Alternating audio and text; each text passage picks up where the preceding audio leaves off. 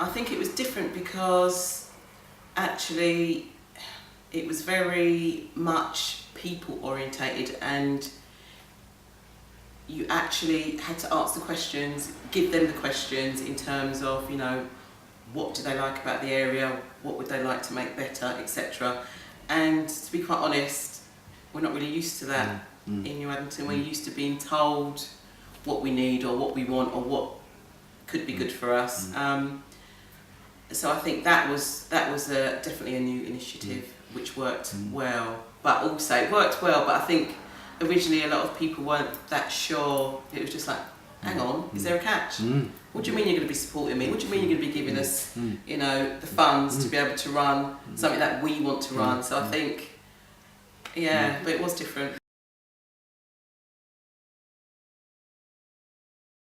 It took a few weeks, really, a few weeks. I think Janine and her team were instrumental with the street bumps and drawing people in. And I think once the word got round, then you know, barriers were broken down. So but it did take a few weeks.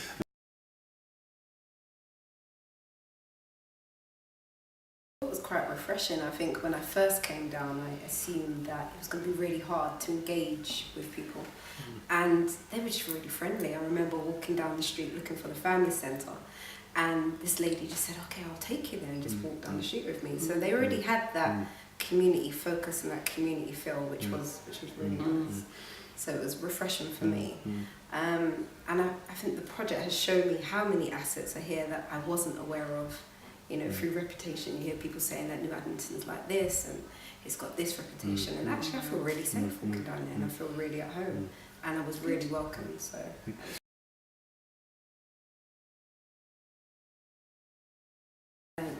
The local pub on the road was a huge one. You see the skate ramp outside was populated all the time. Just the central parade, the markets that they have there, full of people from different cultures, really diverse. So there was quite a few. I mean, the usual process is that we come in, we speak to a connector, and they identify those bumping spaces. But I found with New Addington, the outreach was enough for me. I could see where the bumping spaces were. It was really busy. And a lot of people already had their own little community networks in the area. So. And in terms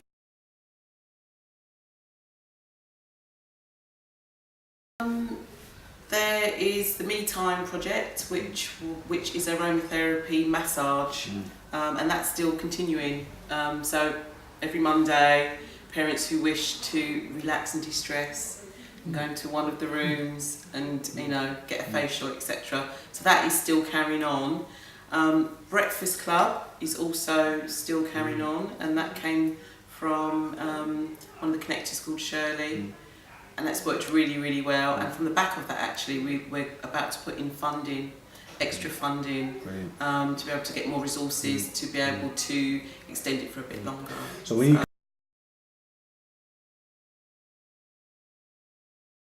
feeling a lot more confident, and I think in the case of Shirley, I know that she was given her funds to start up pretty quick, and at the time, when she got it, she sort of backed off a bit because her confidence, and she was like, wow, Janine actually believes in me and has given me the money, but now I've got it.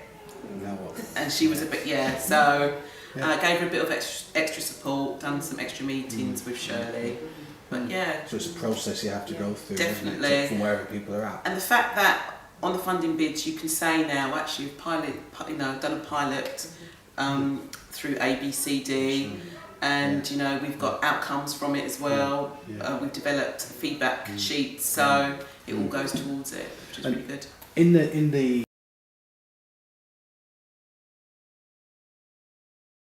Definitely, and in fact there's talk of a community day on I think it's the 6th of August that we're trying to, Family Centre, Time Bridge and some of the children's centres are going to be trying to organise. So, and that's come from the back of ABCD, and I think, is it the World Cafe, the technique that you used? I saw that being used Friday at a conference. So it's starting to trickle through. That was here. It was an early language development conference here. Right, so some are learning from from what's been done, so which is really, really good. Brilliant. Also, to jump in, the Energetic and Wise program that Shirley is now, through the confidence that she built with the first project, is now developing this kind of intergenerational project. And I think there was a big divide that I noticed between the groups of young people and groups of elderly people in the area. And now apparently she said to me last week she's got about 10 young people coming along, cooking lasagna for the older people. Fantastic. And it's really, really working. Fantastic. They're really linking together. Yeah, so, which is really, really good. And that's out of her growing confidence through the support she was given. It's really important.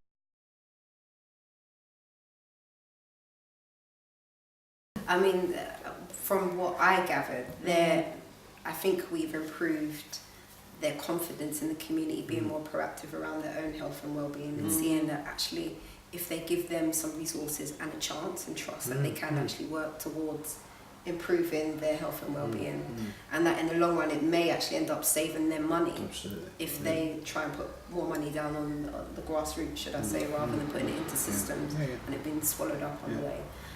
So that's what I've noticed. I think you're right, actually, because I think lady from Public Health came down to interview one of the dads for Dads Unite, which was a group that we piloted here.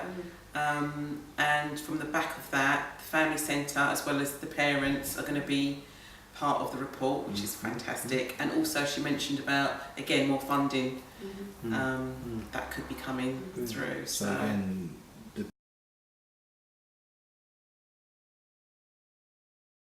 again, there has been fortunate to be getting, as you say, new families, and some of them had been to. In fact, there was one who came to one of the last Ideas fairs, and then she came and enrolled onto a course that was running here. So that, definitely. It's real. From my experience, it's more organic, it's more genuine.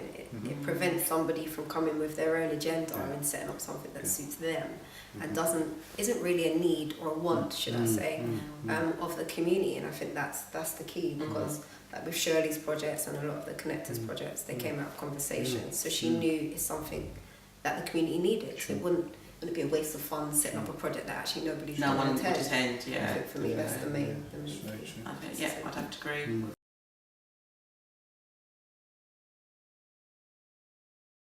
The voluntary sector sometimes gets tarnished with being unprofessional and maybe doesn't really know much about targets and outputs and measuring them, etc. I think if they just come with an open mind, no labels, come and meet the community rather than actually coming with an ulterior motive. That's really. There's a few that I've never heard of or didn't realise even existed or was running. So it was really nice meeting those and being able to stay in contact. It was really surprising. For me, the main outcome was the fact that the practitioners working here could see what other resources were out there. So then they could support their community better, because I was surprised at how much one practitioner didn't know that the other practitioner, or let's say community group, were actually doing. So I feel that was a massive benefit to the community. Definitely.